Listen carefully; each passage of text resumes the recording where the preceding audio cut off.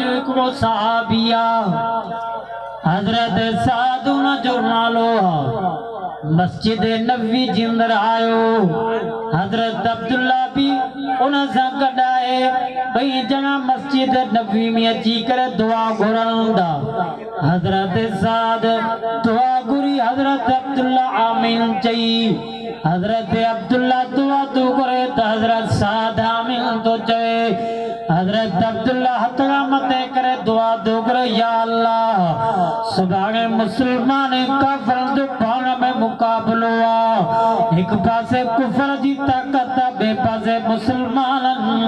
यानी इस्लाम जी ताकत है एक पासे अबू जहल जा हवारी बे पासे तुझे महबूब मोहम्मद मुस्तफा दा गुलाम है या अल्लाह सुभाने कुफर मुसलमान जो पाण में जंगा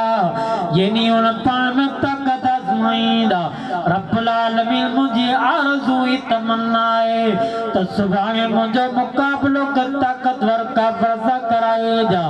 एक जनिमल मुझे मुकाबलो के ताकतवर काफिर सा दिए वो भी मुझे के जख्मी करे आओ भी उनके जख्मी गया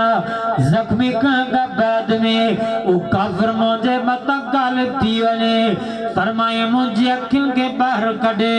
मुझे चप्पल के वढे मुझे हथन पैरन के जुदा करे मुझे दिल जिगर के चीरे ओ मुसलमानों नबी जो सहाबिया दुआ तो करे हजरत साद ने जी दुआ ते आमीन चयो सुबह जो जंग थी आए हजरत साद फरमा तो जरे मुसलमान काफिर जो मुकाबलो थियो जिया जो नजर कया हजरत अब्दुल्ला जिया दुआ गुरी रब न जी दुआ के कबूल फरमायो इसे तक्यों भी निकतलाइन चप्पा भी वढलाइन जिगर भी बाहर निकतला तो मुंह चयो वागे वा अब्दुल्ला तुंजा वक्त भला जी यार दुआ गुरी थी रब तुझी दुआ के कबूल फरमायो नबी से पूछा कहो भला अब्दुल्ला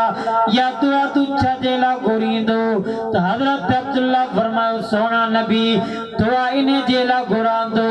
ही जान दिनी भी रब्बाए और रब्बा जी राह में कुर्बान कया दो जरे क्या मत जोड़ियां दींदो अल्लाह जी जात हुंदी बेबस महबूब मोहम्मद मुस्तफा होंदो रब मौका पूछा कंदो अब्दुल्ला दे खबर मोतु के जाननी जान तो किना कही रब जाननी या जान तुझी राह में कुर्बान करे आयस माल भी तुझे राह में कुर्बान करे आयस पर अब्दुल्ला आंखों किना कही अब्दुल्ला चप्पा किना कही अब्दुल्ला हथ पैर किना कही हजरत अब्दुल्ला फरमायो उन क्या मचनी है अल्लाह उनजे रसूल जे तरफ इशारो करे चंदो रब